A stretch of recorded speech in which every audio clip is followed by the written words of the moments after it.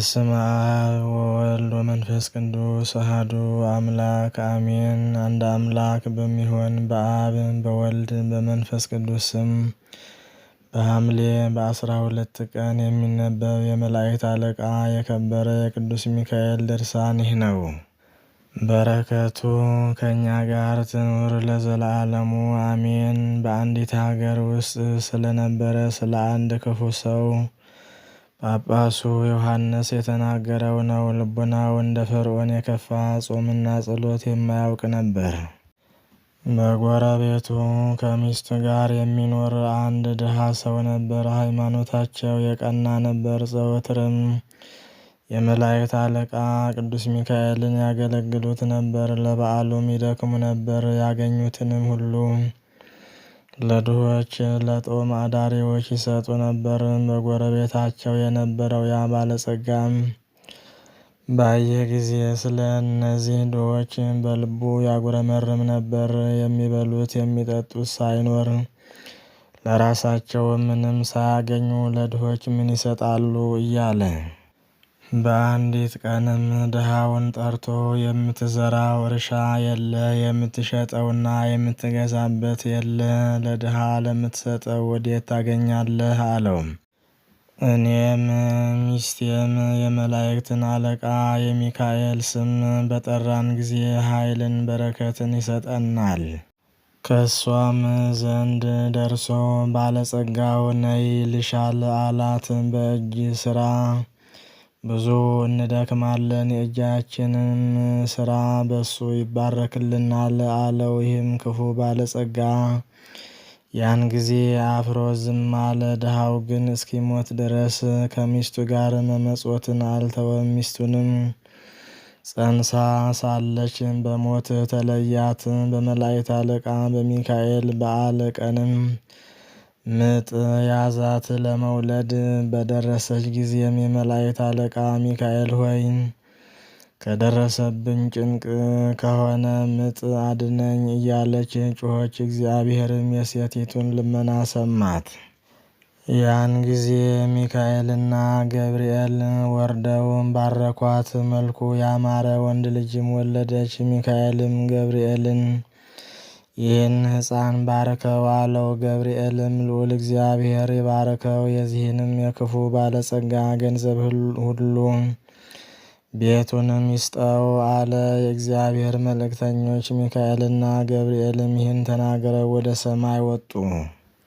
ይህም ክፉ ሰው በግንቡ ውስጥ ተቀምጦ ሳለ እግዚአብሔር ጆሮውን ከፍቶለት ሚካኤልና ገብርኤል ሲነጋገሩ ሰማ። ከዚህ በኋላ በልቡናው አስቦ ይህ ብላቴና ገንዘቤን ሁሉ እንዴት ይወርሳል አለ። ከዚህም በኋላ ከአራስ ቤት የምትወጣበት ቀን በደረሰ ጊዜ ጥራት ብሎ አንድ አገልጋይ ወደ እሷ ላከ። እሷም ዘንድ ደርሶ ባለጸጋው ነይ ልሻል አላት። ይህች ድሃ ፈጥና መጥታ ከእርሱ ደረሰች። ያም ባለጸጋ ሲሸነግላት አንቺ ሴት ከአንዲት ሴት ልጅ በቀር ወንድ ልጅ እንደሌለኝ ራስሽ ታውቂያለሽ። አሁንም ልጅ የሆነኝ ዘንድ ልጅሽን ስጭኝ፣ አክብሬ አሳድጌ ሚስት ትሆነው ዘንድ ይህችን ልጄን እሰጠዋለሁ አላት። እሷም እግዚአብሔር በእሱ ላይ የወደደውን ያድርግ፣ ብላቴናውን ውሰደው፣ ከአንተ ጋር ይቀመጥ አለችው። ይህም ብላቴና በዚህ ባለጸጋ ቤት 3 ወር ተቀመጠ። ከዚህ በኋላ ነገር ይቋጥርበት ጀመር። ክፉ ምክር ማሰብና ውስደት በሚባል ታላቅ አቁማዳ ውስጥ ጨምሮ አፉን አስሮ ብላቴኖቹን ወስዳችሁ ከባህር ጣሉ ብሎ አዘዘ። ፈጥነው ወስደው ከባህር ጣሉት። የመላእክት አለቃ ቅዱስ ሚካኤልም ወደዚህ ብላቴና ወርዶ ወደ ሩቅ አገር ወስዶ ከባህሩ ወደብ አወጣው። ከዚህ ነገር በኋላ አንድ በግ አርቢ ሰው በጎቹን ውሃ ሊያጠጣ መጣ። ውስደት የሚባል አቁማዳ አገኘ። አፉን በፈታው ጊዜ ብላቴና አገኘ። እግዚአብሔርንም አመሰገነ። ልጅ የለኝምና ልጅ ስለሰጠኸኝ አመሰግንሃለሁ ብሎ ወስዶ ከቤቱ አገባው። በሥላሴ ስም ፍጹም ጥምቀት አጠመቀው። ስሙንም ተላሶን አለው። ተላሶንም ማለት በግዕዝ ትርጓሜ ዕንቁ ማለት ነው። በገንዘቡ ሁሉ ላይ ሾመው። 20 ዘመን ከሆነው በኋላም በዚያ ባለጸጋ ላይ ታላቅ ነገር መጥቶበት ተላሶን ወዳለበት አገር ሄደ። ያ ክፉ ባለጸጋ በግ አርቢውን የተላሶንን አባት አገኘ። ወንድሜ ሆይ ከዱር አትተወኝ፣ በዚች ሌሊት ካንተ ዘንድ አሳድረኝ አለው። በግ አርቢውም እንግዳ ነህና እንዳልክ ይሁን ብሎ ከዚህ በኋላ ወደ ቤቱ አገባው። ከዚህ በኋላ አባቱ ብላቴናውን ተላሶን ብሎ ጠራው። ይህም እቡይ ባለጸጋ ተላሶን ብለህ የምትጠራው ይህ ስም ምንድነው? አለው። በግ አርቢውም በጎቼን ውሃ ላጠጣ ወደ ባህር ወደብ ሲሄድ አፏ እንደታሰረ የወደቀች አቅማዳ አገኘው። ባየኋት ጊዜም አፏን ፈታሁ። ያን ጊዜ ይህን ብላቴና አገኘው፣ ልጅ የለኝምና ደስ አለኝ። ስለዚህ ስሙን ተላሶን አልኩት።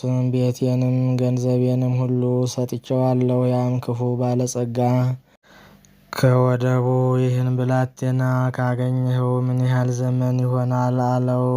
ቢበዛም ቢያንስም 20 ዓመት ይሆናል አለው። ያም ባለጸጋ በልቦናው አስቦ ይህ ብላቴና እኔ ከባህር የጣልኩት ነው አለ። አሁንም የሰማይ መላእክት እርስ በርሳቸው ሲነጋገሩ እንደሰማው ቤቴን ሊወርስ አልተወውም አለ። ያን ጊዜ ሰውነቱ ተበሳጨ። በግ አርቢውንም ልጅ የለኝምና ልጅ የሆነኝ ዘንድ እባክህ ስጠኝ አለው። በግ አርቢውም ከባህር ወደብ እግዚአብሔር የሰጠኝን በአቁማዳ ውስጥ ያገኘሁትን እንደዚህ ያለውን ልጅ እንዴት ስጠኝ ትለኛለህ? ይህን ብላቴና ካገኘሁት ወዲህ ቤቴም ገንዘቤም ሁሉ ተባረከ፣ በቤቴም ክፉ ነገር አልመጣብኝም አለው። ባለጸጋውም 30 ወቄት ወርቅ እንካ ውሰድ፣ ይህን ብላቴና ልጅ የሆነኝ ዘንድ ስጠኝ፣ እኔም ልጄን እድርለታለሁ አለው። በግ አርቢውም እሺ ስጠኝ አለው። ይህም ትዕቢተኛ ባለጸጋ 30 ወቄት ወርቅ ለበግ ጠባቂው ሰጠው። በግ ጠባቂውም ለባለጸጋ ብላቴናውን ሰጠው። ከዚህ በኋላ ብላቴናውን ይዞ ወደ ሩቅ አገር ሄደ። ከዚያም አገር በደረሰ ጊዜ ለሚስቱ ደብዳቤ እንዲህ ብሎ ጻፈ። ስሙ ተላሶን የተባለ ይህ ብላቴና ደብዳቤ ይዞ ወደ አንቺ በመጣ ጊዜ ፈጥነሽ ግደዩ፣ ከባህር የጣልነው እሱ ነውና።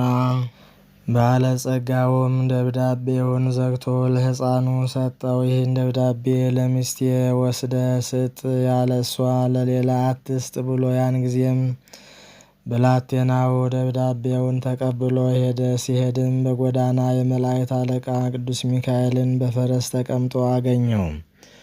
ብዙ መላእክትም እንደ ንጉሥ ጭፍራ ሆነው ሰዎችን መስለው ተከትለውት ነበር። ሚካኤልም ሕፃኑን አንተ ብላቴና ቸር አለህን?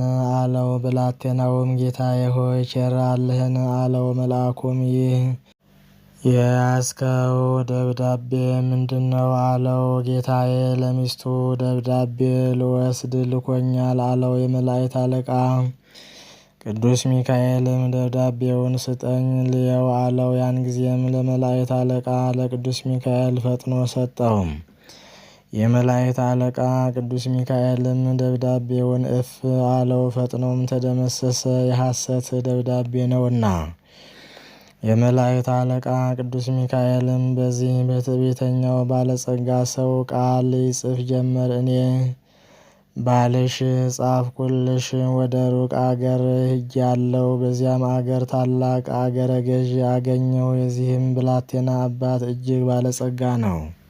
ልጄን ለልጁ ሚስት ትሆነው ዘንድ እንድሰጠው ብዙ ወርቅና ብር ሰጥቶኛል። ይህ ደብዳቤ በደረሰሽ ጊዜ ተመልክተሽ በቤቴ በአገሬም ታላቅ ደስታ ይሁን። ልጄንም አጋቢው ወርቁንም ብሩንም ስጪው። በቤት በውጭ ያለ ገንዘቤን ሁሉ ምንም አትሰውሪው። የመላእክት አለቃ ቅዱስ ሚካኤልም ደብዳቤቱን እንደ ቀድሞው ዘግቶ ለሕፃኑ ሰጥቶት ሄደ። ሕፃኑም ወደ ተላከበት ደርሶ ይህን የመላእክት ደብዳቤ ለባለጸጋው ሚስት ሰጣት። ተቀብላ በውስጡ ያለውን ትእዛዝ አነበበች። ካነበበችም በኋላ የታዘዘችውን ሁሉ አደረገችለት። 1 ወር ካለፈም በኋላ ያ ትዕቢተኛ ባለጸጋ ወደ አገሩ ተመለሰ። ብላቴኖቹንም አገኛቸው። ሁላችሁም ደህና አላችሁን አላቸው። ደህና አለን አሉት። ደብዳቤ ከደረሳት ወዲህ ሚስትህ እንዳልከው ቃል ከእኛ ጋር ብዙ ደስታ አደረገች አሉት። ስለምንድን ነው አላቸው። በላከው ደብዳቤ እንዳዘዝክም ለብላቴናው ሚስት ትሆነው ዘንድ ልጅህን ሰጠችው። በቤት በውጭ ያለውን ገንዘብህንም ሁሉ ሰጠችው። በአንድነትም ሆነው እየበሉ እየጠጡ በመሰንቆ በምስጋና በከበሮ በበገና በቤት ደስታ ያደርጋሉ አሉት። ይህንንም ነገር እንደሰማ ሐዘን በልቦናው ገብቶ በፈረሱ ላይ ወጣ። ወዲያውም ርካቡ ተበጥሶ ወደቀና በኮረቻው ተሸጉጣ በነበረች ሰይፍ ተወግቶ ሞተ።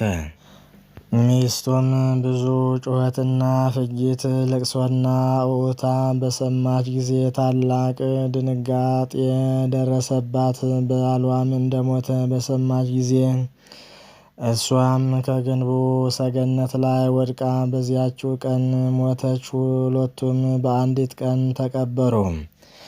ከዚህም ነገር በኋላ ሕፃኑ በሥራው ሁሉ እግዚአብሔርን እያገለገለ ኖረ። ከእግዚአብሔር ዘንድ በመላእክት አለቆች በሚካኤልና በገብርኤል አንደበት እንደተባረከ በጌታችን በኢየሱስ ክርስቶስ በዓላትም ለድሆች ለጦም አዳሪዎች ምጽዋት ይሰጥ ነበር። በጌና ክርስቶስ በተወለደበት ቀን በኤጲፋንያ ክርስቶስ በተጠመቀበትና አምላክነቱ በተገለጠበት ቀን አምላክን በወለደች በእመቤታችን በድንግል ማርያም በዓላትም በመላእክት አለቃ በቅዱስ ሚካኤልም በዓል በየወሩ በ12 ቀን ለድሆች ለችግረኞች እግዚአብሔር ከሰጠው ገንዘብ ይሰጥ ነበር።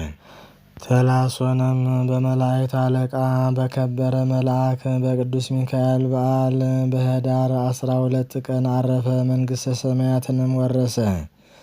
አምላክን በወለደች በእመቤታችን በማርያም አማላጅነት በመላእክት አለቃ በቅዱስ ሚካኤልና የጌታን ሰው መሆን በተናገረ በገብርኤል ልመና ያደረገው ተአምራት ግን ፍጻሜ ቁጥር የለውም። ብዙውን ትተን ጥቂቱን ጻፍን እንጂ።